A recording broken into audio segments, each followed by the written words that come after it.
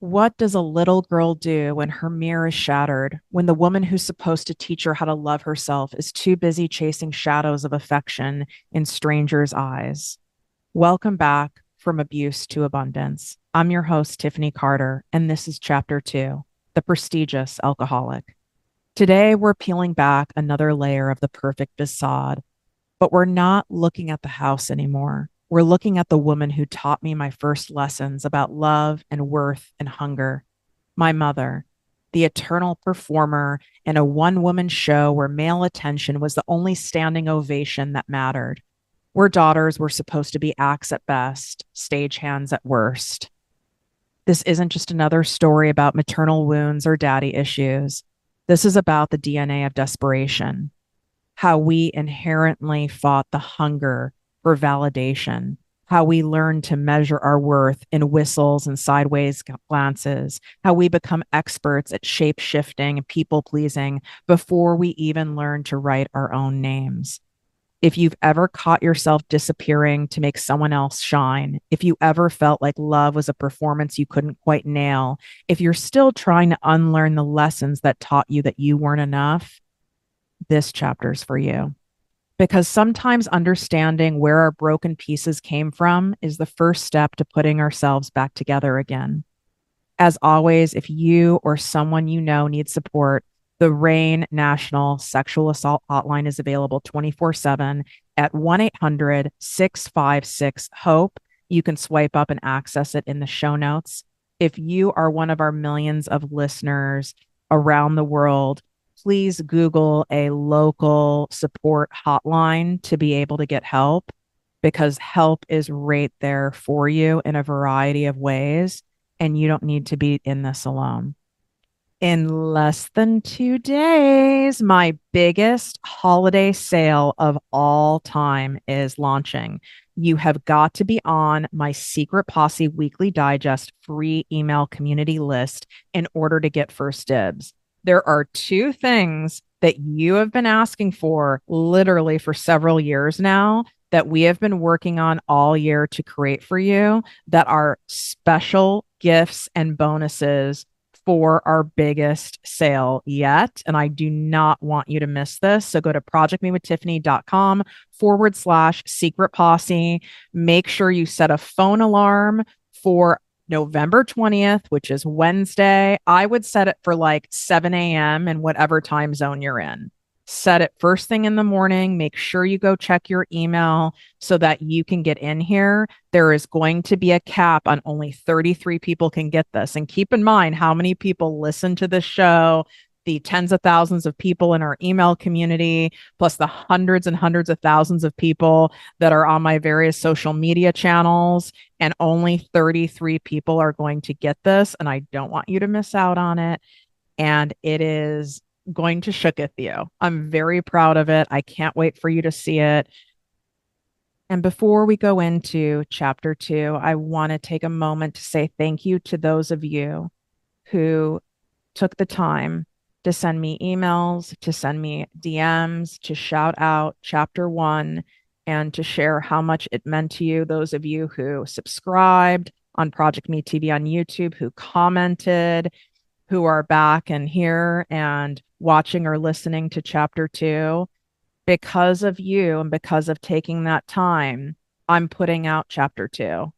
And I'm not going to continue to put out chapters unless I see that it's really deeply resonating and helping and impacting, because that's the whole point of this. And if it's not, it's okay. I will keep this for myself in private and something that I just share with select people.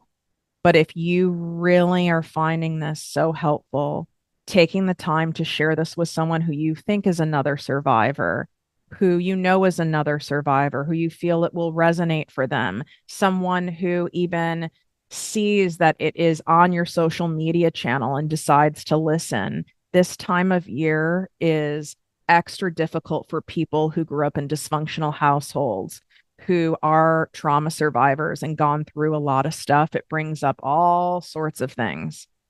And this is also why I'm sure I was energetically being led to put this out at this time of year. And so trust in whomever you need to share it with and whomever's name is coming up for you to pass this episode on to. Know that there's a reason, and whether they thank you for it or not, it's helping them. And it really is helping me. Even though a lot of your stories are filled with so much pain, I can hold space for this.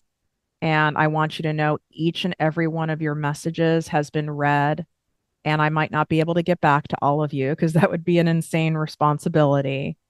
But I want you to know that I'm holding space for you and we're in this together. And I love you so much. And thank you for supporting me in doing the most wildly vulnerable, terrifying, and empowering thing that I've ever done in my life. Like most people who have lived through lots of adversity, lots of pain, lots of trauma and dysfunction, there's missing chunks of time in childhood. There's foggy memories, faint memories. I've met many people who have almost no memories of childhood. And truly, I wish I could erase a lot of the things that I remember. And I would say the next period of time that I can remember in my childhood is when I realized for absolute certainty that I was never going to be enough for my mother. It didn't matter how good of a girl I was, how pretty I was, how much I complied, how sweet I was, how adoring I was, how much I anticipated her every single need, how much I morphed into whatever she needed to be at any given time, at any given moment.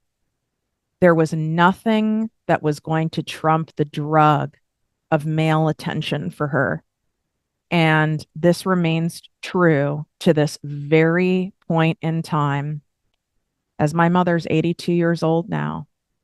And not one thing has changed. The attention of a male, even if the attention of a male is fake, is fraudulent, even if the man is scamming her and using that to get something from her, it didn't matter. All that mattered was this drug. So while my mother is not a substance addict, she may as well be, to the drug of oxytocin, to the drug of external validation from people, from places, from things. Her top two men, number two was her anorexia, or I should say, is her anorexia, and how many people fed into that and how society fed into that by constantly reinforcing and giving her what she wanted, by calling her skinny everywhere we went at all times. And regular reoccurring memories I have are of going through the rich person mall, because I lived in a rich person area. And I loved going through this mall. Who doesn't love a great mall, especially back then when malls were the vibe? And my mom loved going shopping, loved razzle dazzling and all the fashion and the outfits, which my mom loved going shopping with all the fashion and all the outfits, which is part of what made her so magnetizing, is that she was so put together and everyone would fawn over her in the shops because she had a model's figure. How do you stay so skinny? She would ask, do you have an extra, extra small? Do you happen to have a 00? And the staff in the stores would gasp, especially growing up in the Midwest. This wasn't Los Angeles where a 00 was the norm. This is an area where probably the norm is more of a size 12, even a 14. And people would run around. They would pull the sample sizes of garments for her and save them for her. And they would call her when new things came in and they pulled them for her because she was the only person who could possibly fit in them. And I remember how it was such a scene going to these shops in the mall. And I felt like I was with a celebrity with how much attention everyone gave her. And it was also very apparent of how little I got. I got the seconds, I got the crumbs, I got the attention by proxy. But I even knew at that young of age, I would even say as early as about fourth grade, around 10 years old, I knew that these people were just kissing her ass because they were making a ton of money off her. And her ego was lapping it up like someone who just can't get enough sugar. And they're handing her sugar. She loved it. And then she would try on the outfits and come out of the dressing room for everyone to see and everyone to gush. And I was required to gush as well. And truly, there was nothing that didn't look amazing on this woman because she really was that like sample size. She was what society has taught us is the epitome of a perfect body, of a movie star body. In fact, that's what people would say. You should be a movie star. And she loved that. It grew tiring and old to me. I did like the attention that we got. I did kind of like the feeling of, knowing I was with someone who was very well known and we would get stopped all the time and we would get stares because even though this was an affluent area and there were other fashionable women, not this kind of fashion. This is like Fifth Avenue in Manhattan fashion. This is Paris fashion. This stood out. And I did kind of like that I knew we were different on one hand. On the other hand, it got old, it got tiring. I just wanted to hide sometimes. I just wanted my mom to myself. I just wanted to be enough. I just wanted actually it to be about me sometimes. And she would take me to stores, as long as I was playing the part that I was supposed to play of the good daughter, of the perfect daughter, of the adoring daughter. As long as I did all of that, I was taken to, my kind of favorite stores and allowed to get all sorts of outfits. And I did like that. And it did make me feel very special. But I also, at the same time, I even knew at that young of age, I would have rather not had any of those clothes or those things. I would have rather had my mom's attention and to have been enough for her. Men would stop her when we would go and have lunch while we were shopping. Men would send over a glass of wine. They would come by and drop their business card. And this was constant. And I saw it as a good thing when it happened because of my mom's reaction. She was high. And as long as it happened, she was high and she was happy because she got her fix, she got her drug. And so I wanted this to happen, even though it made me uncomfortable and like the audacity of some of these men coming over when she's sitting across from her young daughter and that they even thought it was appropriate to hit on her at this level in front of me is insane. And at the same time, I also had a sense of relief in my body. She has her fix. She has her thing. And there was this one restaurant we would always go to in the mall. I wish I remembered the name of it. I still would probably really like it. My mom loved dining out a lot. I love dining out. Just she loved it for different reasons. It certainly wasn't for the food because this woman didn't eat. But she did like most, what most good anorexics would do. And she would order the salad with the dressing on the side, with the chicken on top, and move shit around on her plate and never really even use the dressing and pick at it, but move stuff around just enough where it looked like she actually ate the food. I was only allowed to eat certain things. And I knew at 10 years old, I would say, as far as my memory serves me, I knew what was permitted on the menu for me to order and what was off limits. I certainly was never allowed to order off a kid's menu. In fact, I never ordered off a kid's menu. And when I would be with friends, and if I would go out with friends and their parents, and I remember feeling very confused when I would go to order off the adults menu and they would redirect me to the kids menu. I always thought it was weird. And I remember saying to my mom something about it when I came home from spending time with friends and their parents. And she would say it was because they're cheap. And that's why they want you to order off the kids menu and that they don't see you as a polished adult and more of a grown up. And so I was like, oh, you know, I looked at it like it was a bad thing. And that's when I also learned the other game and the other role that I had to play. I got highly rewarded when I would come back, whether it was from my father's house, as my parents were divorced when I was 4. My father was her second husband. Her first husband is a story that I don't even think warrants a chapter because it was not when I was alive, but she did marry a man that she found out was gay on her wedding night, and they had some kind of an arrangement to play a role.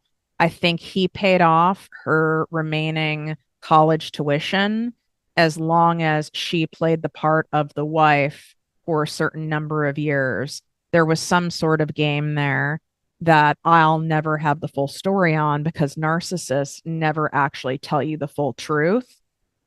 So while I'm sharing these chapters with you in this story, I've also had to be really discerning of is this a real story that I can account for, or is this something she repeatedly told me that could likely be a lie in her narcissism that isn't accurate at all? So I can't vouch for much of that.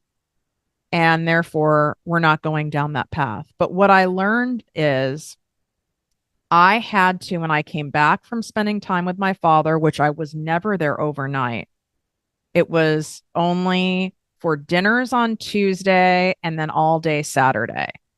That's it, which is really kind of fascinating as I grew up and in my adult life now of custody arrangements. I've never heard of custody arrangements so restrictive from a parent who was like an excellent parent in the sense that my dad was a responsible, loving, safe person.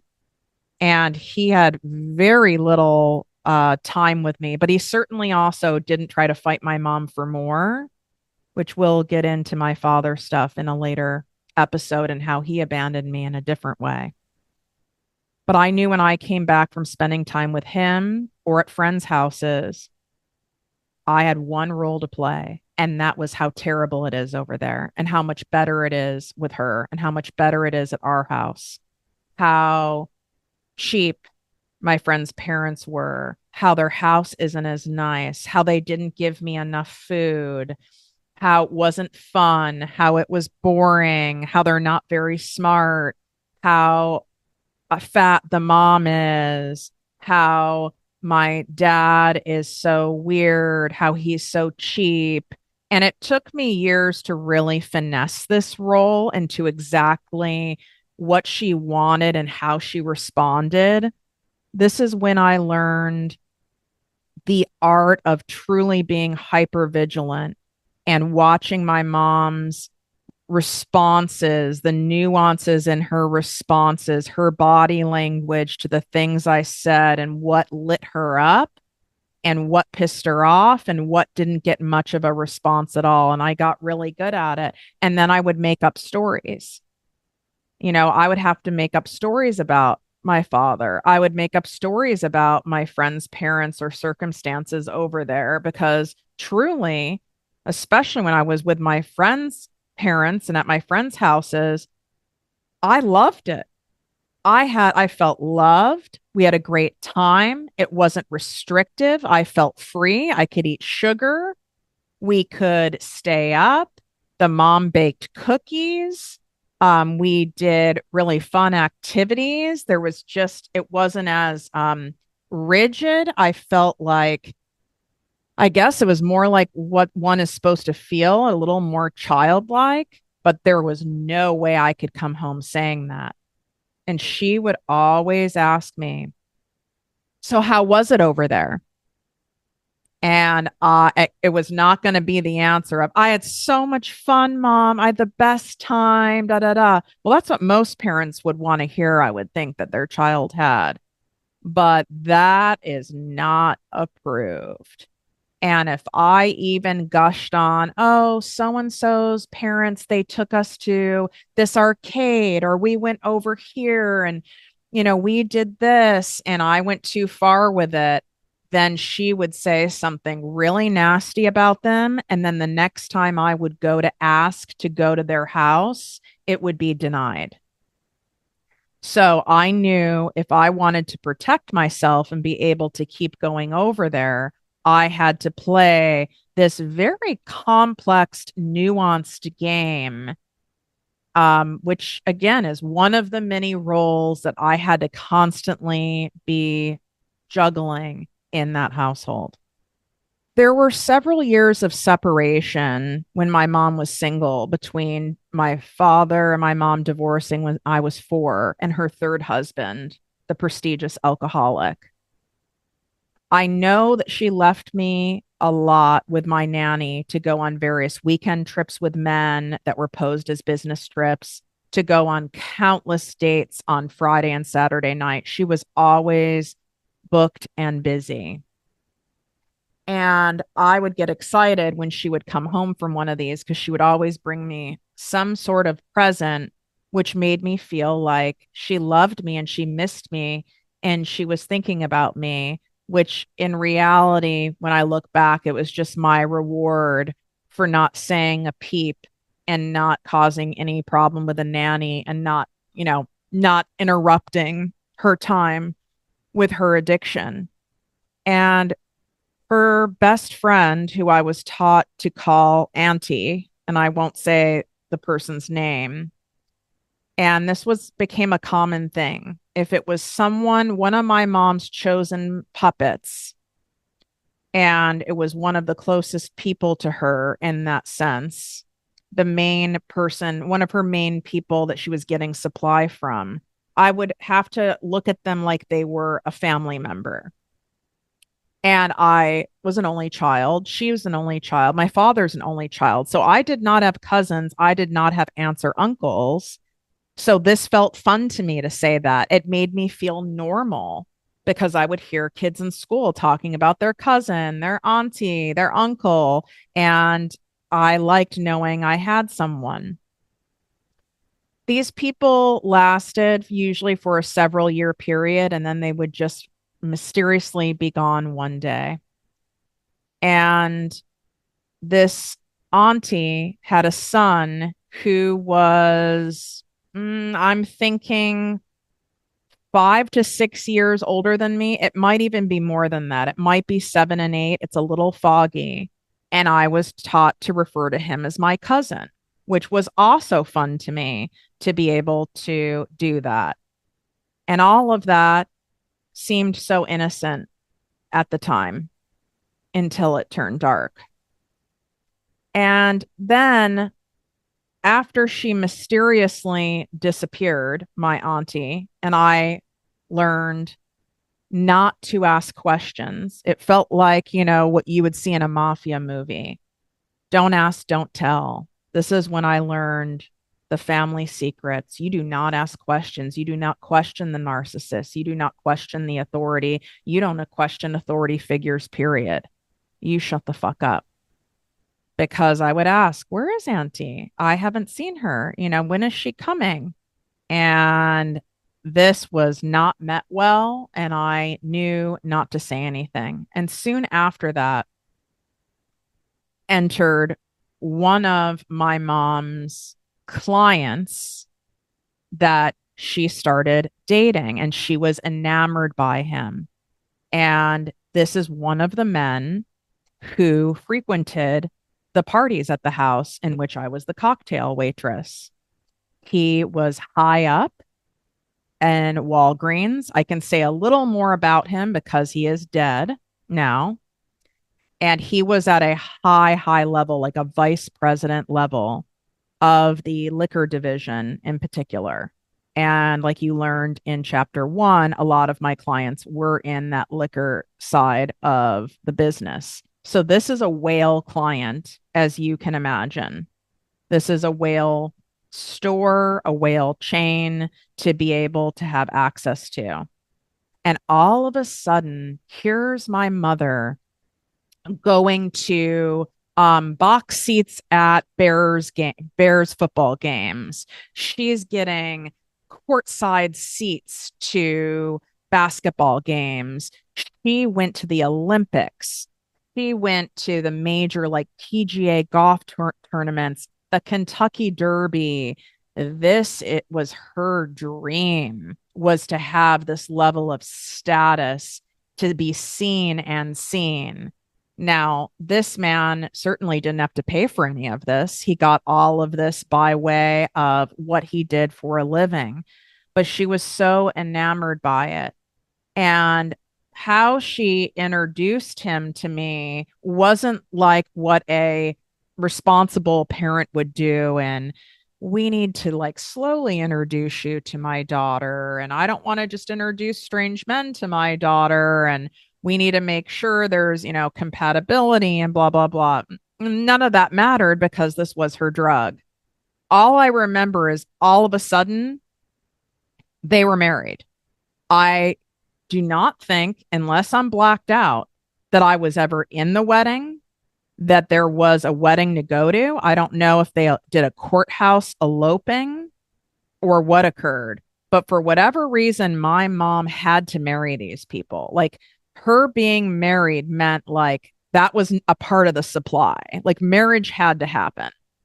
And this guy was all of a sudden in the house. He was in the room next to mine, became his office. It was all redecorated with for him with like, the brown leather chairs and the wood paneling. And he got so much attention and so much happening. And it was so weird to me because all of a sudden there was this strange man in my house who was so opposite of my father. And that's the only real male that I had a lot of time with. And my dad was just such a different type of person to begin with.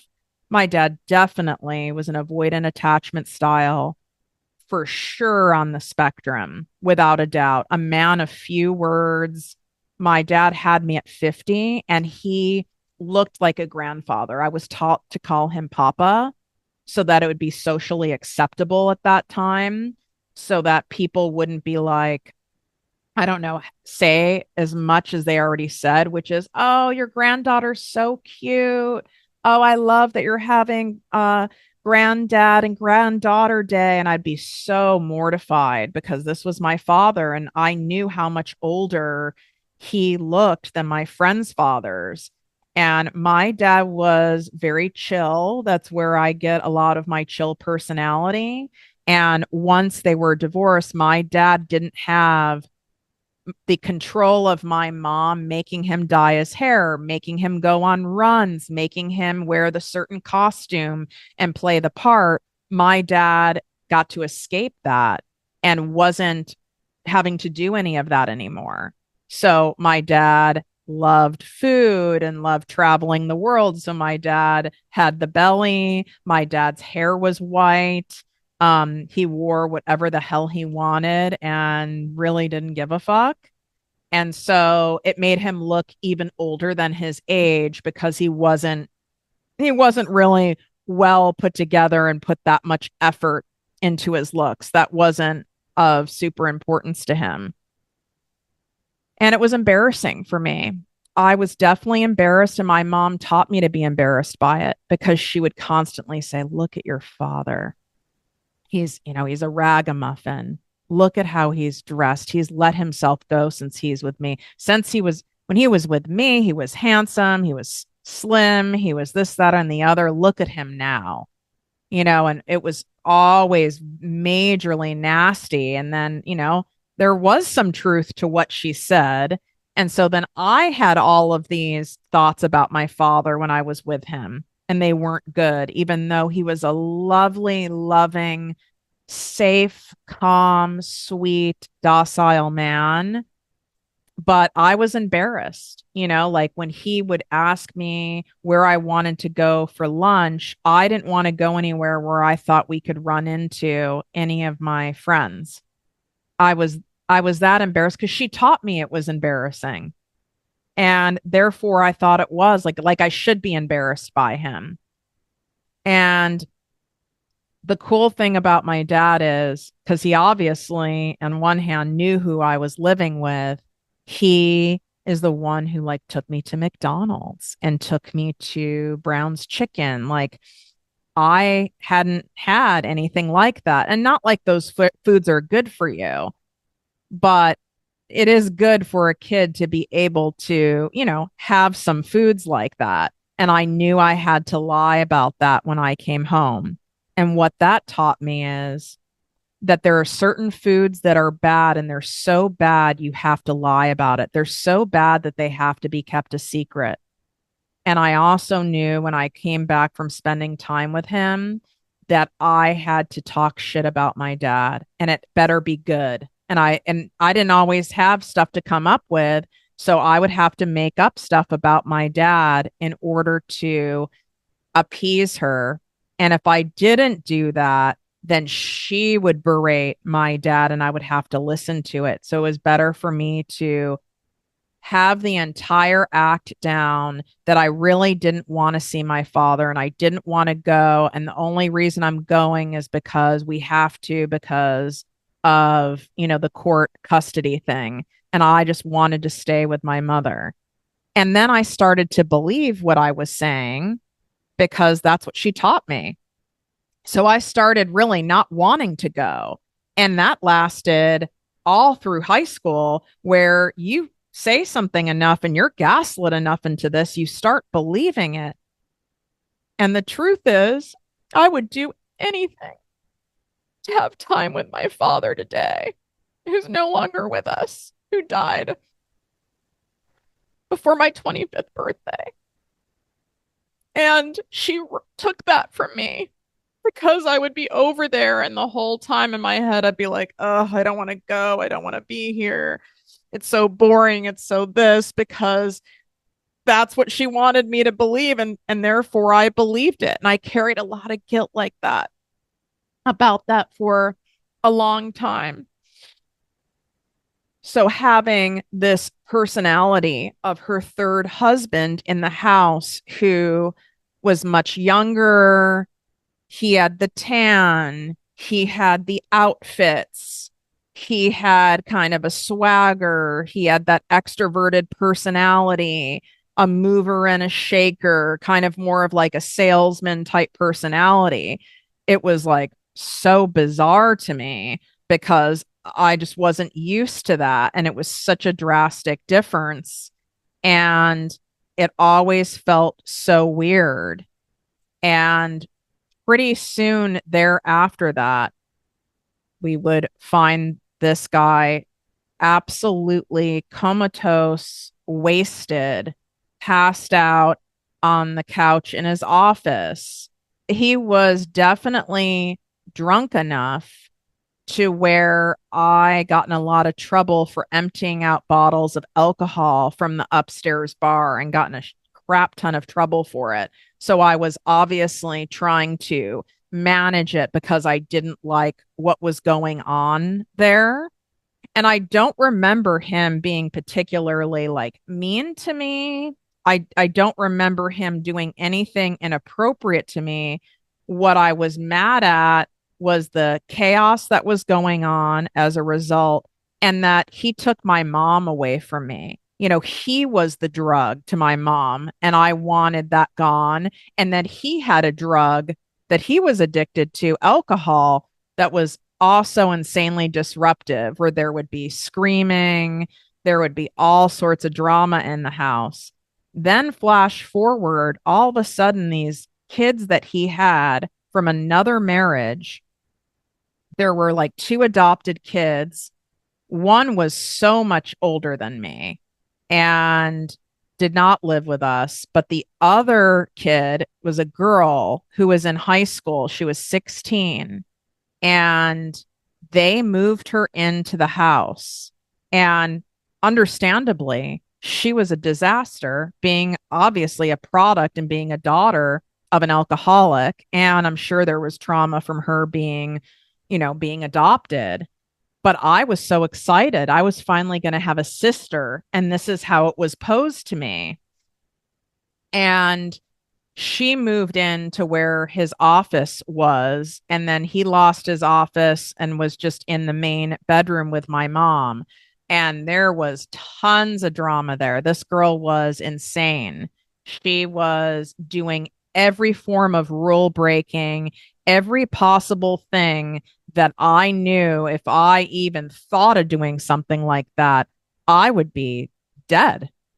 And she didn't seem to care. It didn't matter to her. And it was out of control to the point where I know she got kicked out of the house, and I wasn't talked to about it. I don't know how long she lasted there, but it wasn't very long before she got kicked out. And then everything spiraled where this guy was on the top of the world in terms of his career, prestigious, had the full bar in his office and the fancy corner, suite and the Walgreens headquarters, all of those fancy box tickets and all the things that come with that, to this guy being sent over and over again by his company to rehab to quote unquote dry out, which is a term that they used back then. We just need to get him to dry out.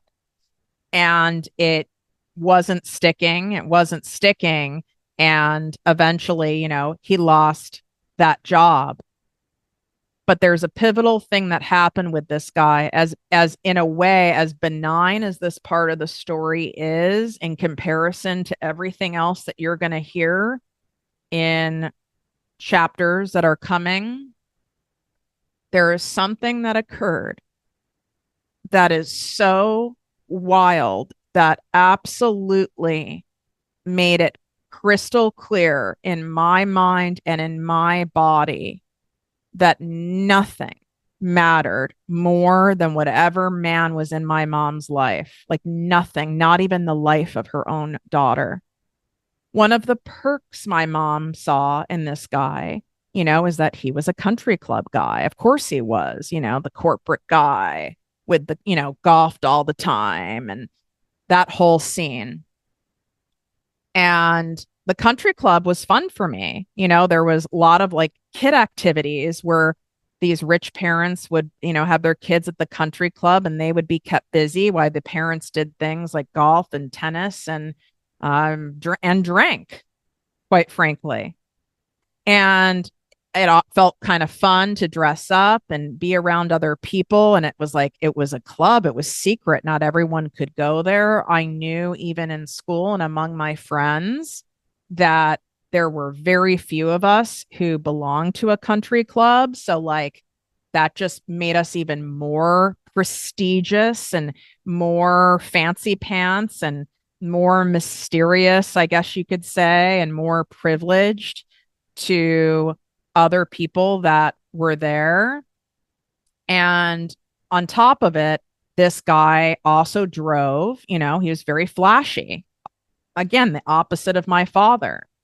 And he had like a really fancy BMW, which at the time, it wasn't like BMWs were everywhere like they are now. Like BMW was considered like still kind of exotic. And then he got a DeLorean.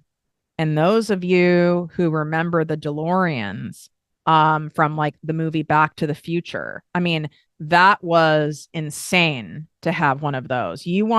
Talk about attention. That's having more attention than having like a Ferrari. I was driven to school in a fucking DeLorean. You can imagine even the reaction from teachers, and you're just treated differently. And part of me kind of liked it because I was treated differently, meaning my ass got kind of kissed.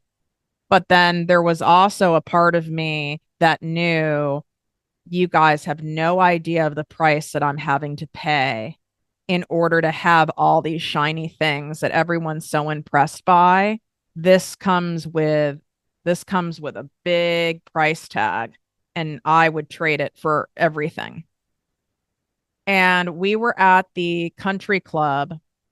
My mom was probably working. Okay. My mom always worked through all of this. Another thing about my mom that I'll give her credit for, this woman did teach me to never depend on a man, never depend on an institution, never even to depend on a particular company or a particular client for your financial security and well being. This woman was not a gold digger. She was not looking for a man to save her or rescue her or pay for her. That was not her thing. She liked that everyone knew that she was self made, and that just made her even more impressive. Like the accolades she got from that and the attention she got from that were very much worth it because that made her even more unusual. Again, back then, it's not as unusual now, of course, but back then, this was not really a thing. Okay. Especially in the Midwest. And I was at the country club with him alone. I was probably put in whatever their area is for kids while he was playing 18 holes of golf. And I remember that he came to get me to leave and he was wasted. I mean, annihilated enough to where I knew that. And I have to say, I'm pretty sure I was about 8 or 9 years old. And I knew that he was insanely drunk. And I knew that there was no way he could drive me. But I also knew that there was no one I could tell, that it wouldn't have been safe to tell. In fact, that I'd get in trouble to tell. So I had to figure it out on my own. And we got to the car. I got his keys. He had a diesel BMW. It was a stick shift. And somehow got him into the passenger side. He was, I mean, I'm talking passing out drunk. I didn't have a cell phone because those didn't exist at that time. What was I going to do? Call my mother from a payphone? That was not safe. That was not an option. I knew I had to get us home. And I somehow, which is by the grace of God, I drove us home in a stick shift at 8 or 9 years old. Now, lucky for me, I've always been on the high percentile for height. So I was more of a height of probably like an eighth grader, like a 13-year-old, even at that age, which is why I was even able to reach the pedals. How I knew and was able to get us home, it wasn't like a far drive. And thankfully, it wasn't like a freeway was involved. There were just like, I think, two roads I had to get on, but I got us home. I didn't do very well at getting us in the garage, but I got us home. And nothing was ever said about it. Nothing was said to me about it. I wasn't talked to about it. I would like to think he got in trouble, but I never heard about it. I knew this was not normal. I knew this was crazy. And what that taught me is like I'm here fighting for myself. I'm here on my own. I have no one I can talk to about this. I can't tell my father. I can't tell anyone. And there becomes another secret.